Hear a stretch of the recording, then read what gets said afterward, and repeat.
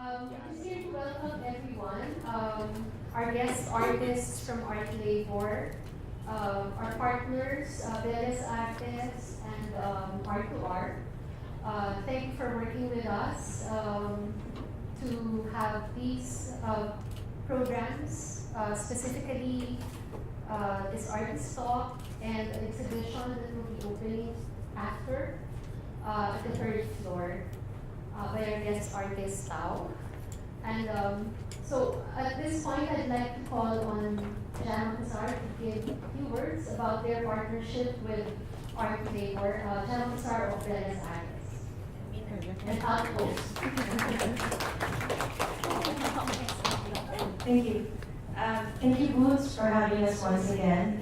We're really grateful for this partnership that Beles Artes Projects has with Ateneo Art Gallery. We're also very grateful for Yael and for all of you who came here to hear this wonderful, this talk with such a wonderful artist collective visiting. I'd just like to start by saying a few words about Beles Artes Projects in case you're not familiar with us. So Beles Artes Projects is a non-profit art foundation founded in 2013.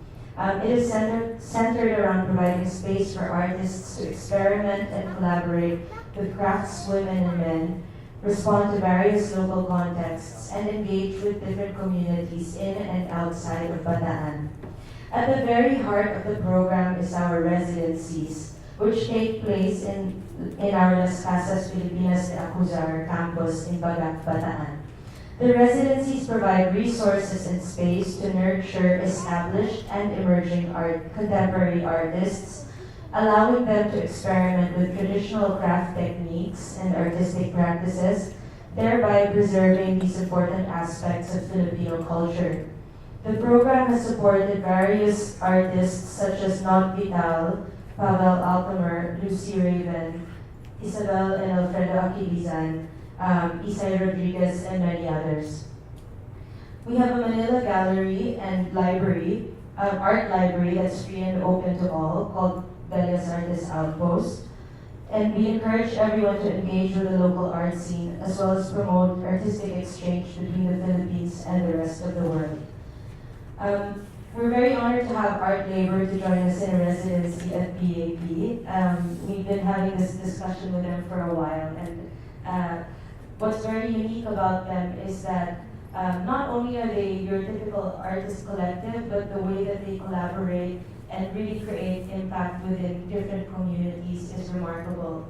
And besides that, it's also their way of finding, sort of using the process of, the thought process around contemporary art to really understand the complexities as well of collaboration and trying to find ways to kind of reach out to different communities. As a part of their proposal with their residency at Beles Artes is a continuation of a project they call Jarai Do.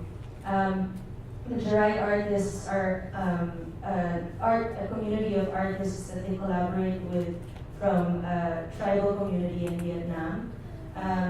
And their interest in that comes from their usual collaboration with these craftsmen. So for their project with Beles Artes, they decided to bring 3 craftsmen from the Jarai tribe together with them, and to be able to bring together our own craftsmen and the carvers from the Jarai tribe. And the result is really astonishing and very, very beautiful. And with that, I'd like to welcome them, and I hope that you'll really listen to what they have to say, because this is really a form of artistic practice that I think could resonate among all of us, that is very much sort of like the feeling of community and collaboration is something that we need a little bit more, especially in this very fragmented world and disconnected world that we live in. So I'd like to introduce, the Vietnamese names are very long, so I'd like to introduce Fan Tao Yen, who has an exhibition opening in the next door gallery. Shuang Kong Tung, Min Han, who is sitting on top of it, and of course Arete, Kun, and Tran. So let's all welcome them and thank you. Thank you, Jan, for your very kind introduction. And thank you all of the parties who host us to this residencies and organize this talk. So the structure of the talk today that Ateneo will talk a little bit introduction of our practice, and then Fata will talk about her cabaret practice that resonates in the exhibition here. So to introduce firstly our art labor, we are collective formed in 2012. It means that 6 years ago, and at that time all three of us was in 3 different continents. Tong was, Jerome Tong, he was artist and he was doing the residency in Saigon, Washington City in Vietnam. Fran she was studying in Chicago, United States, and I was studying in Berlin, Germany. And 3 of us have been friends for a decade, and we know that we wanted to work together, but we didn't actually have the ideas of forming a collective. We just know that maybe we will do a group show together or something like that. And then during our discussion, we found out that we have the mutual desire that we want to work with people beyond the visual art. That means that we want to work with, for example, researchers from anthropology, with architects, with farmers, doctors, different people, different fields. So that was when the idea of collectivity actually raised up, because 3 of us would work better, would make it more effective than just one singular person. So art labor have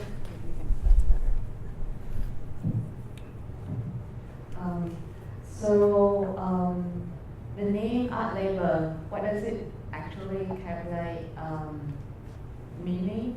So labor is we consider as kind of like laboratory, is kind of like because in every project then we work not just among 3 of us, but we would have at least one collaborator. So when we invite other people to work with us, then the collective actually expands and it becomes kind of like a temporary think tank. That depends on who the collaborators are and how the project will go on. So it is kind of like really the testing of ideas and gestures, methodologies, different things. And labor also means the really word of labor is to work. Is that we want to think of art is the very horizontal. It's not really different from any other discipline. It's us as artists is a kind of like cultural workers that can also work with workers in different fields that can either in any kinds of practice of themselves. And the way that we work, firstly, is that we always have the collaborator, and secondly is that we work really slow. It's in every project that it can take like 3 or 5 years to kind of like for us to think that we fulfill that. So since 2012 until now, we have been kind of like almost doing 2 major projects. The first project was unconditional belief, in which we are investigating about the ideas of belief in different fields, for example, from religion, from sciences.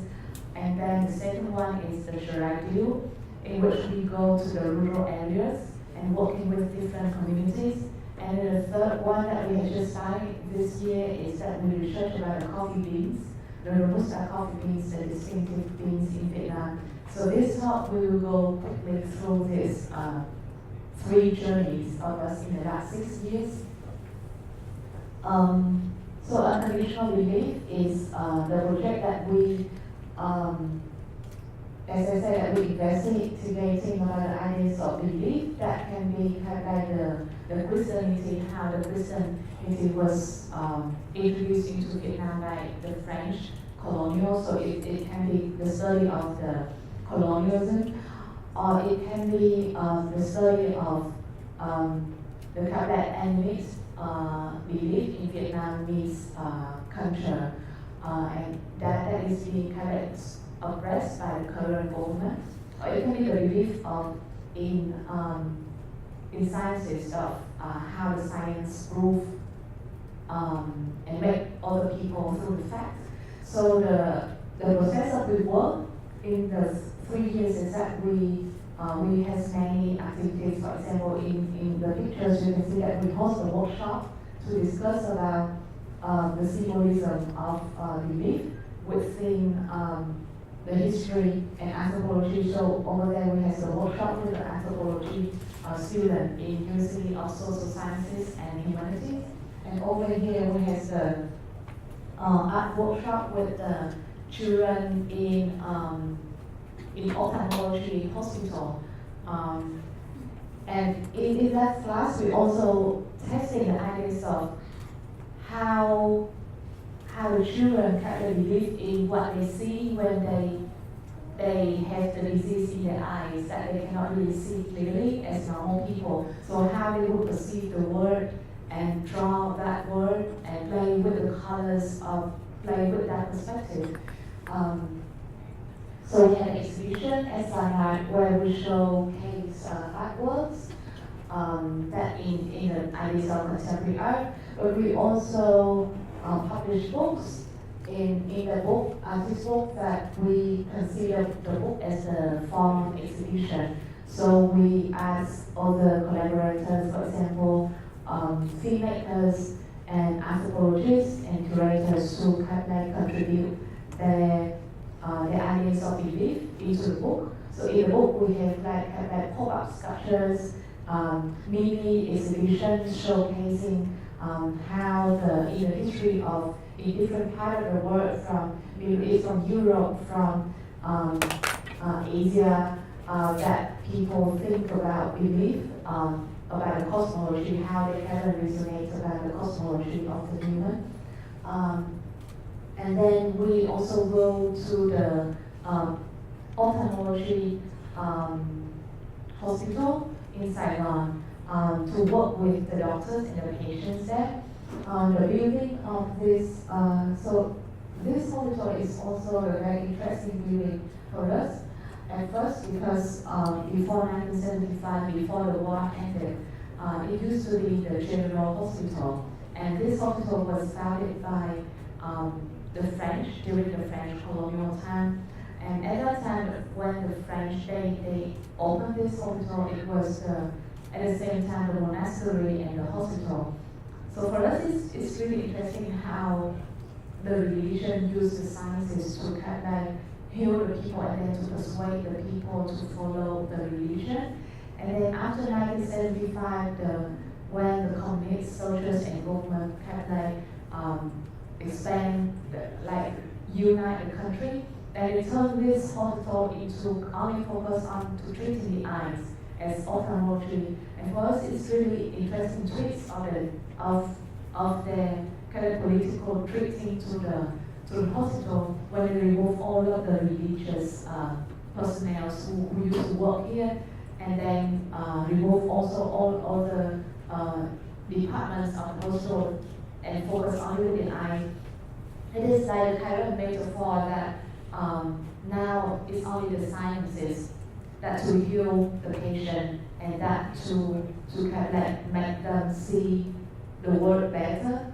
So it is very kind of the idea of Marxism when Marx says that religion is kind of the opium to the people. So for us, it's super interesting when we're looking at this building as a big hospital, but also as a historical site. So we approached the hospital and then asked them if we can work with the people here and with the site. So we create the permanent artwork. It's kind of like we create the whole design portrait. by redesigning the whole patriotics department with the collection of images that the doctors gave us from the eye test. That is the eye test for vision, and this is the eye test for the color blindness people. And we also creating different, like we redesign the whole furniture and signage and color of the whole thing. So it became kind of like the interactive, but also the useful, like the artwork has also the function. And so that project that ended our 3 years unconditional belief. And then since late 2015 until now, we move on to another project. It's called Arete. So when we finish the unconditional belief, we kind of want to move outside of the city. We want to move to the rural areas. And how could we do that? So we came to Junhotom's family in Central Highlands because his parents are farmers who grow a lot of kind of different kinds of industrial plants in Central Highlands in Zalan province. And so because his parents and his family have been living there for many decades, so from there we can actually have the direct access to and work with the rural areas. And because his family has been living there and they are Vietnamese people, all three of us are Vietnamese people, but in Central Highlands it's a really complex political geographic areas over there where there are many different minorities, groups of people living there. So the Vietnamese living in between among these indigenous communities. And we have been particularly interested in the country of the Terai people because their country is really different from us, but also related to all the part of Southeast Asia. If we're looking at their language, it's really related to the island Southeast Asia, for example, in Philippines or Indonesia, Malaysia. And their community also has a huge population. They are 500,000, and they have a really complex history within Vietnam, and they have the strongest will to liberate from Vietnam. So they have been really oppressed by the government. And so we have been thinking of what is the way that we can communicate with them when we have the language barriers, and also kind of like the political conflict between the Vietnamese and Terai. So we finally decided with the wood carving culture, maybe can be the starting point for us to work with them and to kind of explore and exchange. So that's why we create the project Arete. It's also a project for us to looking at Central Highlands where Tong's family is, to looking at that side as the really has a lot of layers about economics and political and industrialization of the whole country, Vietnam, and all the developing countries. So it's not just about the Terai, but it's also about our life also over there. So within the project we have, so the big project is Arete, and within the Arete we have many sub-projects. So one of that is the Ateneo Hammock Cafe that we have been running in many years. And the Hammock Cafe is a form of the cafe that can be found many on the highways connecting province to province. And the Hammock Cafe appeared only in Vietnam, like in the early 90s when the country has the Dole policy, meaning that it's very similar like China when the country has only one party, Communist Party, that has a kind of like the opening up for free market. So from early 90s, the country actually started to modernize, and that was when the global market and trade started to explode in Vietnam, and that was when there is a huge demand of transportation of human resources and products through provinces. So the Hammock Cafe responds to that demand of transportation as a resting space for the traffic, for the truck drivers and the passengers. So for us, the Hammock Cafe is a kind of like the sort of the very silent and subtle witness of the development of the country. And so that's why we put the Hammock Cafe as a kind of the platform in many works of us, as a way to gather people, to serve people coffee, but also for people to think about what has been happening in the development of Vietnam. And then the major thing of Gerai Deal is of course the Gerai Deal Sculpture Garden. So we have been working in the last 3 years with 7 Gerai artists. We would call them artists because rather than only treating them as artisans, because the way that they making sculptures is very, it's actually kind of like they create their own works, not following any other design of other people. So we give the Gerai artists, 7 of them, the woods, because in Vietnam, in Central Highlands, right now, in the province where we taking this project, 98% of the forest have been gone. So there is a huge mass deforestation all over Central Highlands to build hydroelectric dam and also industrial plantations. So the Gerai, they don't have the access to the wood resource anymore. So that's why we give them the woods. And these woods is also quite specific because they are discarded tree trunks from the plantation. And why they have been discarded? It is because it's a very interesting story about that. When just to think, for example, Tom's parents, when they grow the coffee trees or the peppercorn, they grow that for many years, even up to 5 or 7 years. And even when the trees grow up and when they think that they would harvest the growth and then can earn the benefit after many years of investment, the price of the global market dropped. So they couldn't pay the debts anymore. So that's when they cut all of the growth and then replace it immediately with another kind of trees. So that becomes kind of a cycle of really exploitation of somewhere really further Western capitalists that really affect into the remote area of the Central Highlands to the Vietnamese and also to the indigenous people. So by using this wood tree trunks, we also kind of want to give the kind of commentaries to the situation, the context, all of that. And with the history of the culture of the wood carving of the Gerai people is also quite complex because when the French came to Vietnam and later on during the Vietnam War, the Americans also came to the Central Highlands. All of them wanted to persuade the Gerai to collaborate with them to fight against the Vietnamese. In the French was to fight against the Vietnamese, and then during the American War was to fight against the Northern Communist soldiers. So the way that they communicate and persuade the Gerai is through religion.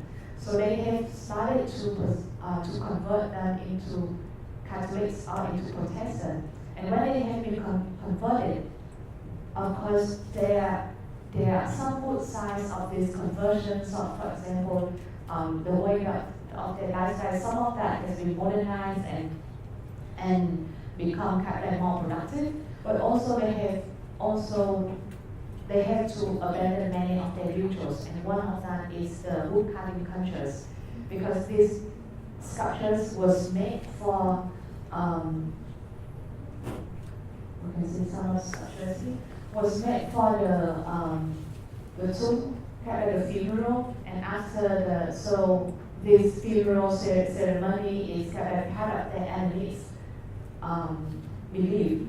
So it is kind of like contrast to the characteristics of the protection. So that's why they couldn't do that.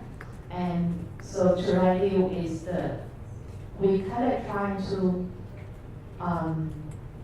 find a way of, if they can still practice the religion, but is there any way that they can also still practice their woodcarving culture with a more contemporary way of reflecting their current life?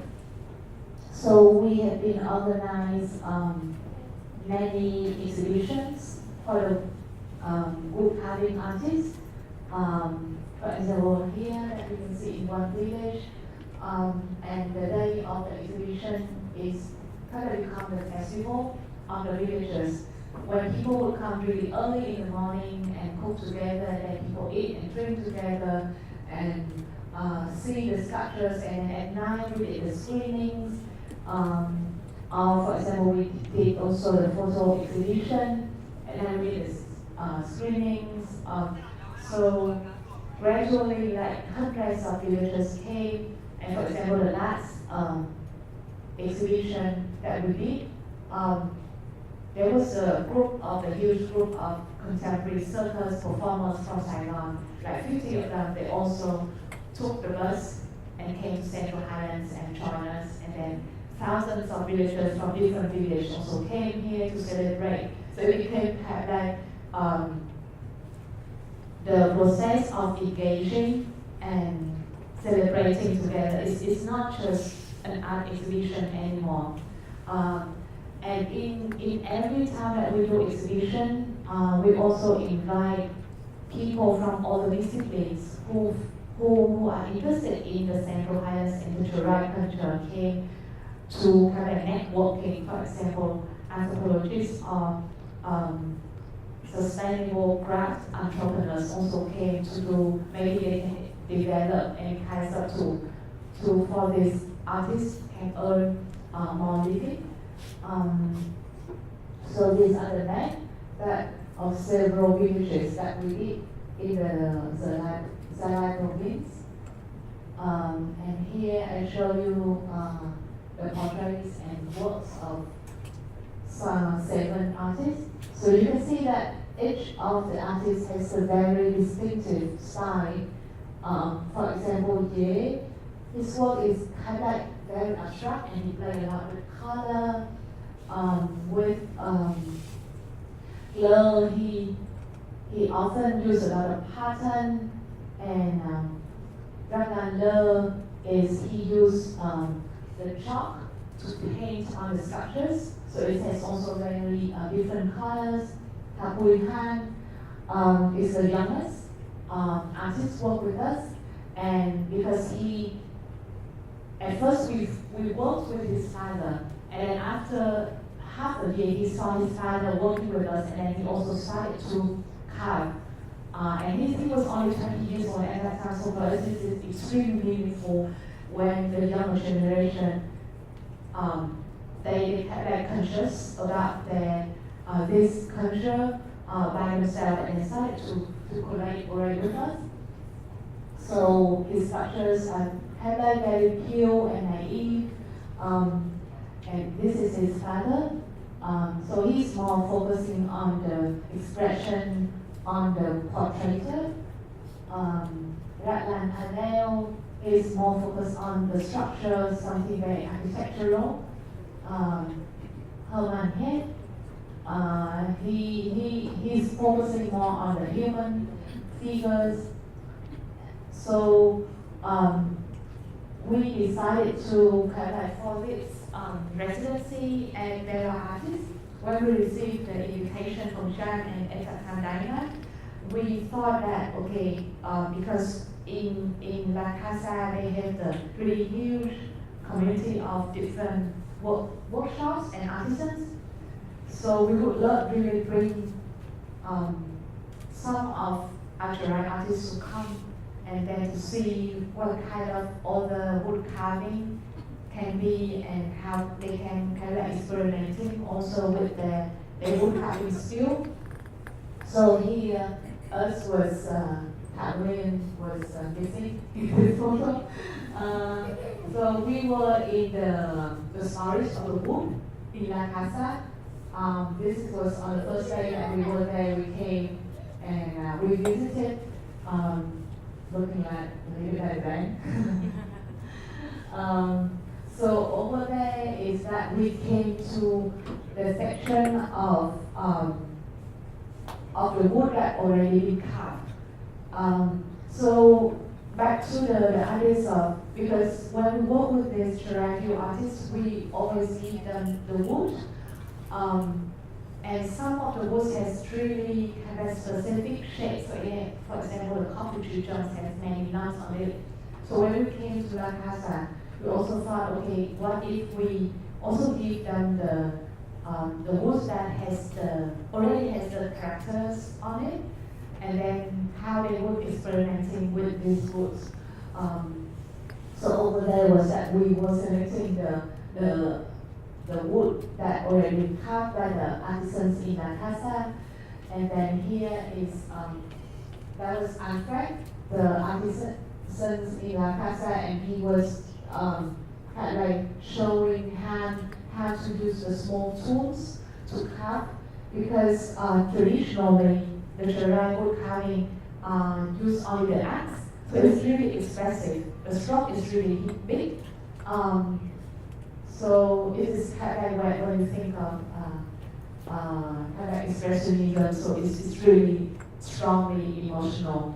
And when they come here, they see the woodcutters using small kind of like tools. So they also is curious and wanted to explore how that can integrate with their woodcutting skill. So that was Alfred showing how to do that. And they were at work. So when what Ateneo was doing was originally also kind of a column with very kind of like Dorian decoration in La Casa, but now it transformed into the very interesting Cherokee motif. And Jay was working on this part also. So this was, and after 10 days, we had the open studio at Bella Artists in La Casa. And for us, it's also very profound to show our work alongside with the existing exhibition there, the exhibition of Arete, the Filipino artist, because Arete had been working with the Arete community in Bataan Island, and the story of the Arete community on Bataan Islands, how their kind of rituals have been modernized, replaced, how they kind of like have been documented from the colonial time of American colonizers, really related to what the Cherokee had been experiencing in history. So we thought that it would be extremely fantastic if the two community, indigenous communities work and exhibiting together. So this is some of these of the installation there. So he is the head of one Arete group on Bataan Island. He also came to the exhibition of us, and he was talking about the Arete history through the map over there. So it was super interesting of how the open studio took place. And he's also another part of the practice individually at Chukotong when he was in La Casa, because in La Casa they have not only the workshop of the wood carving, but also different kinds, iron, clay, brick, for example. So Tom was particularly interested in the soil, so he was working, experimenting with the soil, the brick, the clay brick over there, and then reform it, because the brick has a very kind of like rectangular shape. So he kind of tried to break the form of that, but still keeping the essence of the clay. So here you can see some of the sculptures, but also the installation on the right is actually also part of the workshop. tools, but he removed it. So what we will do in the next future that we also continue with the terrain view, where we also working on the ideas of in Central Highlands, like it's more kind of like not just about the people, but we also interested in the trees over there, particularly this coffee trees, because Vietnam is the second largest exporter of coffee in the global market, just after Brazil. And not really many people know about that because what we export is the Robusta coffee, which is believed to be used mostly in instant coffee or flavoring. And this Robusta coffee beans, because as I said, that it is the second largest exporter, so it brings a lot of benefit, but now more and more it brings the benefit to the big corporation. It's either the big corporation in Western, where they use this resource, or the big corporation conglomerates in Vietnam, but not the farmers. And it's starting also from the very personal stories, because Tong's parents, they have been growing coffee for almost 20 years, but years after years it become more deep in the debt, even though that the coffee grows more and more. So we have been interested to the question of why is that, and what is the history of this Robusta coming to Vietnam, but also how the coffee, this Robusta is being marketed in the global scale, but also how this Robusta coffee beans have been represented in the history of coffee. If you go to any natural history museum in the Western world, for example, in Paris, in France, and the French was the one who brought the coffee to Vietnam, or in America, you will see no visibility of the Robusta coffee in the history of coffee section. So for us, it is really weird and absurd when people consume that nearly half of the global market, but people don't see it. It's like a big elephant in the room that is too big and people ignore it. So we have been starting to question about this, starting from this year, and we'll continue maybe 3 or 5 years. So the first stage of this, we recently had a show in Canada International where we collaborated with John Jonas. And over here we had also the Hamo Cafe as a place to gather people, but also to serve people Vietnamese coffee with condensed milk. And people, every time we do the Hamo Cafe serving Vietnamese coffee that was grown in Tong's parents' plantation, people are shocked because how strong, how robust the coffee is.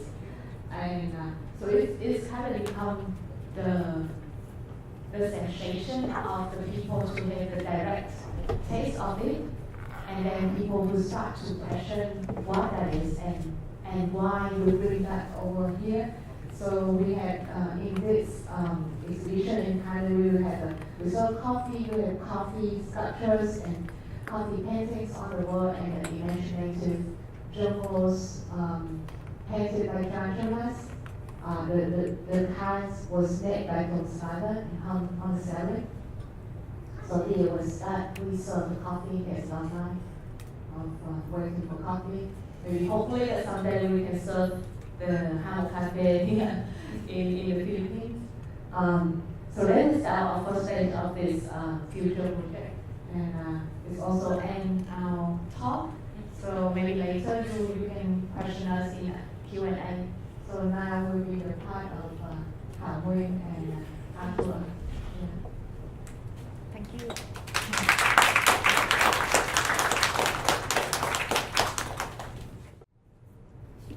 Yay, okay.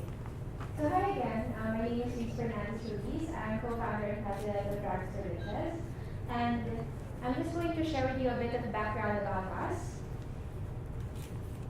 We actually started exactly 11 years ago.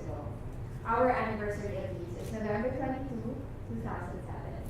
So this is kind of like our anniversary party-ish, but it's like one of the milestones that we wanted to celebrate as well in our anniversary. We started 11 years ago in a community called Payatas, I think some of you may be familiar with Bayanas, yes? Yes, I see a lot of heads nodding. So there were artisans there who were mostly women who were weaving the rugs out of scrap fabric, just like that one that she's at MC here and in her own home. So she would use scraps of fabric from different garments manufacturers, and she would make rugs that look like this. Now, Ateneo and a lot of the other artisans who were working on Eastwood rugs didn't have direct access to the supply of fabric or to the market.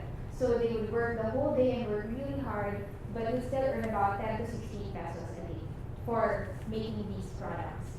And that's because most of the middlemen get the profit, but even the middlemen don't really get much because there's just so many of them.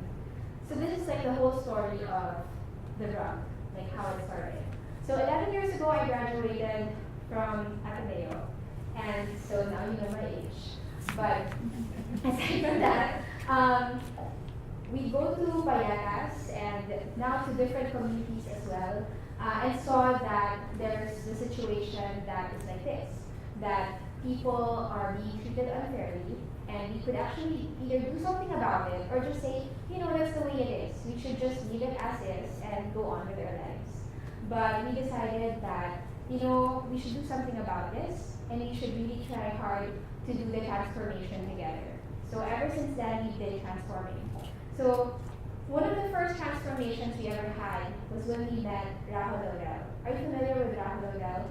So one of the top fashion designers, most well known almost in the Philippines. And we met with him. We were not very close to him. I was not deep in the fashion industry at all. But we approached him, and he was very kind and generous with his time and talents. And he said, you know what, why not do something together? So when during dinner, he played around with the rugs, because now we transformed the rugs from multicolored to single-colored and nicer weaves. And he was looking at those, and he said, you know what, guys, this is not a rug. So if somebody like Rahul Laurel tells you that something that you know is a rug is not a rug, you're probably wrong all your life. So we're like, okay, what is it? So he rolled the rug, placed 3 imaginary buttons, and he said, this is a wine holder. So it's reimagining something that we have always seen in our homes, in our lives. And suddenly it's a wine holder, it's a vanity kit, it's a lot of other terms that I never knew existed in fashion. But here we are. And after that, the transformation kept on happening. We partnered with 4 more designers from the country, and now we have our very own Christian Sarah, who's also here today. Say hi. Hey, yeah. Who has been doing more transformations together with our community artisans. So you could see one of his designs there, and of course I'm the model because budget. So we have lots of those pictures of us, just not obvious. So our goal is to really create more opportunities for artisans, and we don't ever claim that we have all the answers and we have all the solutions, because I think we have only a very, very small part of it. But what we've been good at so far is really opening up collaborations. And why we do this is because we wanted to keep on transforming, to keep on creating opportunities for our artisans. We know them, and we love them as family and friends. Some of them are actually here. Can you please stand? Right? Or dance. Choose. Stand or dance. Okay. Just say hi to everyone. So these are some of the community artisans that we have. Yes. Please. And as their partners for the past 11 years, our goal is to really create more opportunities and open more doors. And honestly, we don't have all the solutions, we don't have all the answers. So whenever we find opportunities to collaborate, we do that. And one of the opportunities that we found is through an award that we won last 2010, which is called the Rolex Awards for Enterprise. So the Rolex Awards for Enterprise, they award enterprises that are innovative. And in the whole Rolex community, they also have what we call Rolex Arts Mentor Protege Program. So in the Arts Mentor and Protege Program, they match up and coming artists and designers with established artists and designers from other fields or from the same fields, and they put them together and they can create something wonderful. So when this opportunity to collaborate happened, I looked at the Rolex Art Initiative website to look at potential partners for us, and I saw this lady. She's now right beside me. Still super surreal because this was about last year, right? Yeah, and I saw her work, but more than the art that she created, I was also very impressed with the advocacy. It felt like I was reading our stories, but in another country. And I thought that that was amazing, that something has to be done. So I cold emailed her. She got her email address from somewhere and emailed Tao, and I will let her continue the story from there. Tao?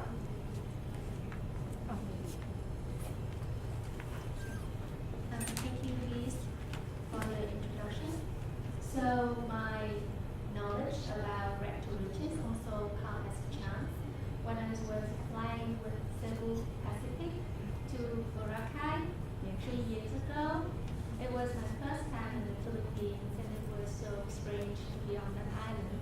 But then I found an in-flight magazine from Cebu, and it has an article about social enterprise that has a good impact on the society in the Philippines, and Red to Riches was one of them. And I was just on the airplane and board, and then just reading them, and I just realized that how deep the activities and how it collides with my thoughts about how a product should be produced and how the artisans and the workers who make these products should be treated.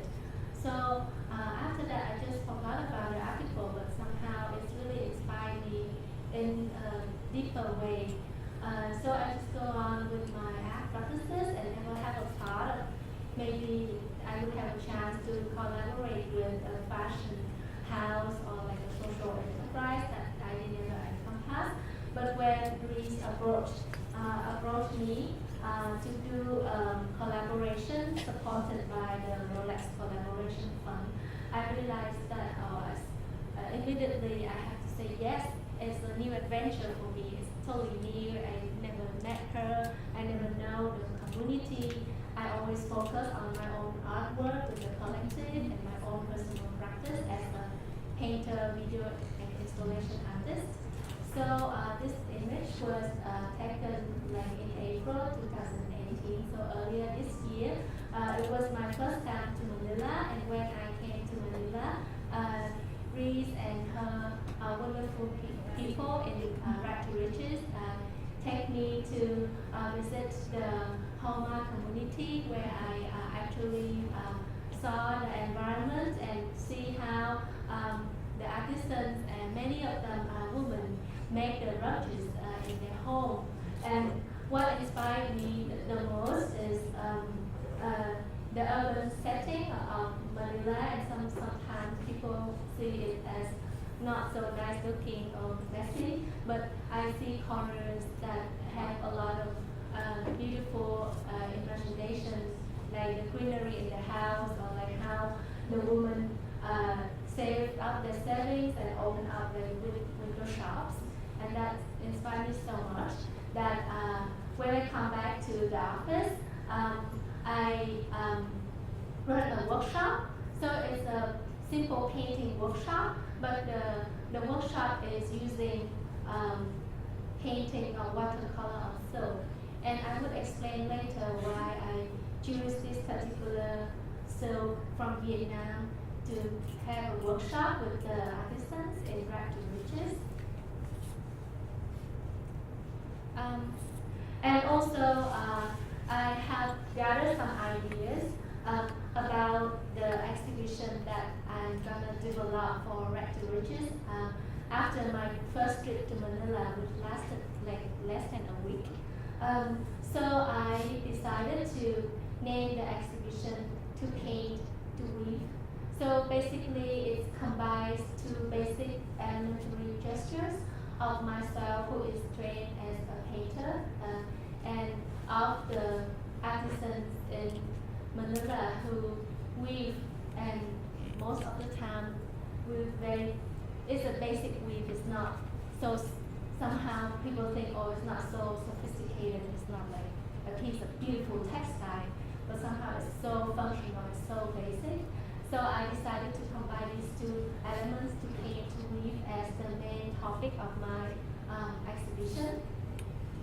And when I come back to my hometown in Saigon, and I realized that, oh, actually in Vietnam, the artisans are doing exactly the same thing, but it's not really happening in the urban setting, but many of them are like in the rural area. So they are like farmers, and they also do side jobs like whipping rugs like this, and they also sell it very cheaply, like maybe like 15 to 60 cents of the USD. So cheap that maybe I just ignore and I don't really think about how this action of weaving has a kind of understanding across countries in Southeast Asia. It share the same life stories of many women. So I found a rug from a wet market in Vietnam that I purchased for just 60 cents. And up in the exhibition, you will see like one artwork I call telepathy of weaving. So it's like the understanding of two community of weavers from two different countries, but somehow it shares similarities. Like one rug from Vietnam and one rug from Arete. And then for the artwork to paint, to weave, you see some of the samples of the paintings here. Just a few of them because you're going to encounter them in person upstairs. So don't miss it. So the gestures that I feel inspired the most when I came here and look at the artisans weaving is their hands movement. For me, it's so beautiful. And I was just like taking pictures of the hands and keep watching the hands, and then I developed it into a painting series or watercolor on Vietnamese soap, and I call it a variation of gestures. So basically, it is one of them. It's a series of 8 paintings depicting pains of the weaver, or like when they're sewing or when they are cutting the fabric in order to make the product that you are using in rags to riches. And I have the shape of the frame all different, and they are kind of like curved and organic form. So because I observed like the basic shape of the frame to make the rug is like square or rectangular, and somehow it relates to the history of painting, of how to sew, like stay within the rectangular frame, and it's so two-dimensional. So in this work, I make a painting, but somehow I broke the frame so it's no longer rectangular or square. And it is displayed as a sculpture. So it's like a hybrid between a painting and a sculpture. And I will explain why I use the medium of silk, like Vietnamese silk. So silk painting was first introduced to Vietnam through the École de Beaux-Arts, which is the fine art school that was founded by the French colonial and is operated from 1925 to 1945. So the school ended when the communists took over. And we have the tradition of silk painting in China and in Japan for a long time, but the Vietnamese, even though we adopt many of things from China, we never really adopt this technique.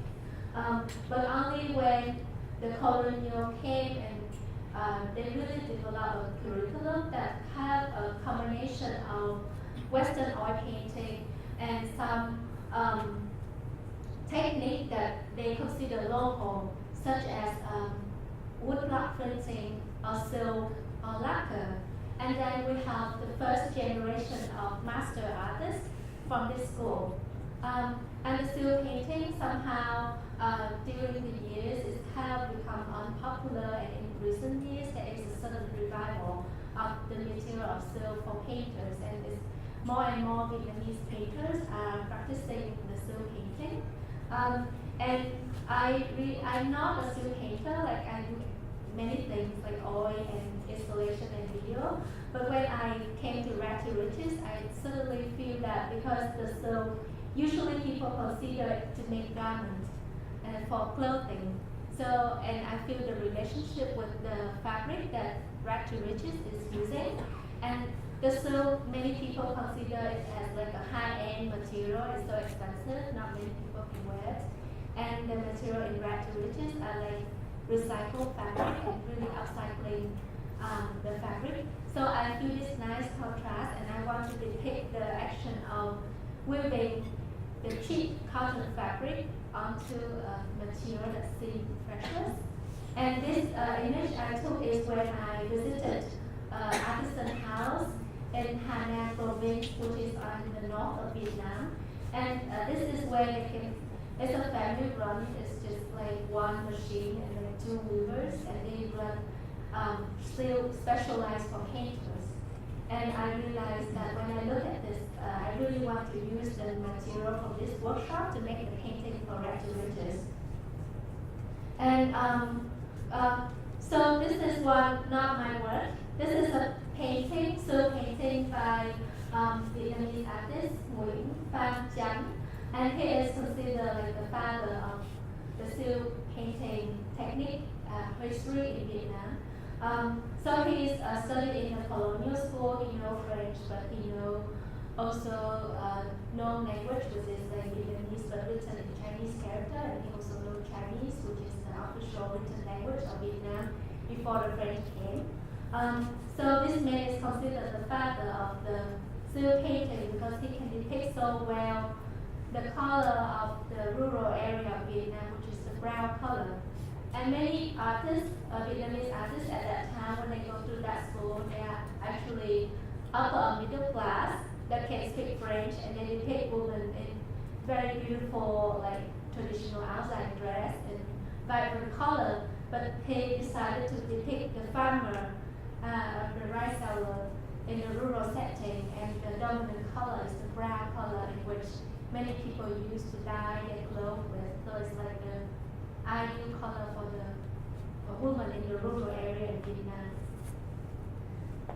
So I think about that, and then I come with this series of portraits, what I call portrait of familiar woman.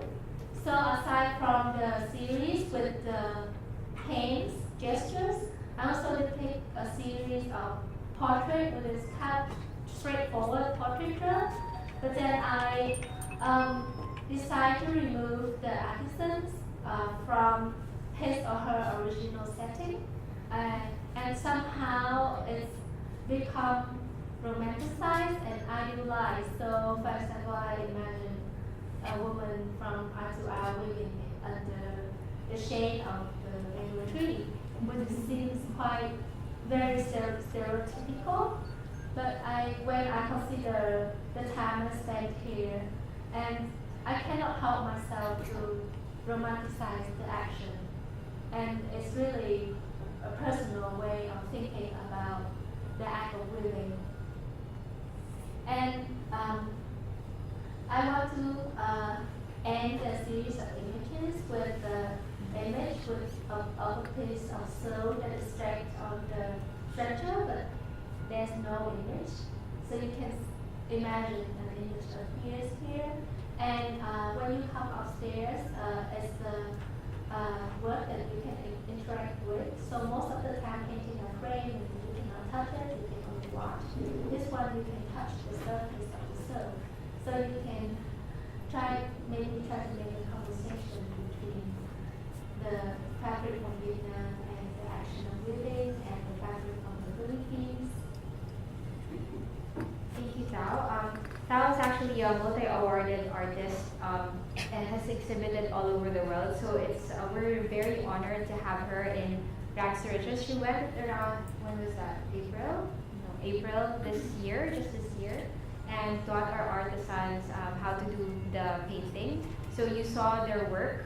My work was not seen, but it's there as well. We enjoyed it so much. And so we were also inspired by the paintings that were inspired by us. Does that make sense? Yes. So as R2R, one of our goals is to really provide regular livelihood to artisans. So of course, we created limited edition products like bags, just 2 styles, 50 pieces per style. Some are available today and some are for pre-order. And you will see there the paintings and the weaving. So sort of interacting with each other. Just a reminder that the exhibit will also run until January 20 and we'll be selling the paintings like after.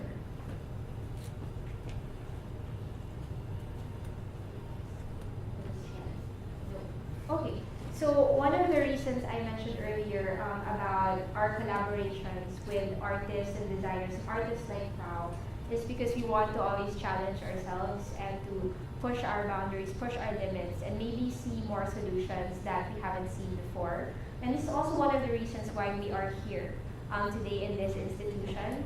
So with the help of Arete and Ateneo Art Gallery, we're here because we want to continue that conversation. So hopefully it doesn't end with this exhibition or with the art pieces upstairs, but it will continue as conversations for years to come.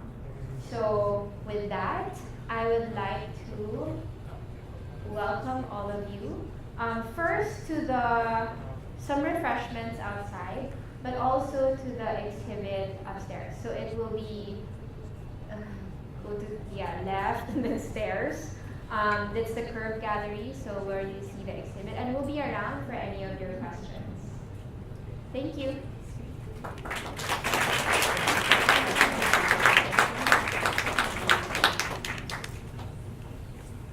Okay, so if you don't have any more questions for that you want to ask right now, I could lead you up outside and have some refreshments, and then we'll have the exhibition upstairs. Thank you so much.